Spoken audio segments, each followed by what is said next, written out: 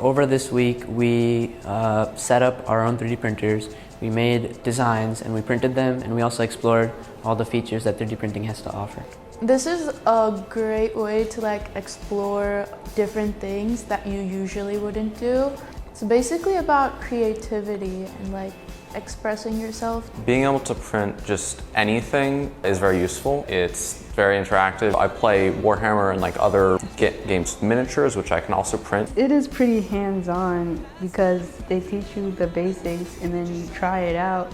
Once you learn the basics, you get to be more independent. You get to work on stuff that you actually like and engaging in new things. It definitely let me look at a picture as a whole, explore all possibilities before I did something. I'd say that's the biggest thing that it helped me do. It's fun because you have creative freedom, people help you, and most of all you get to take the stuff home. This year, if I do get the time, I'll just start making the best handmade Halloween costume I could. This will give me endless possibilities. They're amazing. There's you get to do all this industry work, you get to do it all for free. You get to work with people who have been in the industry, and best of all, you get to learn.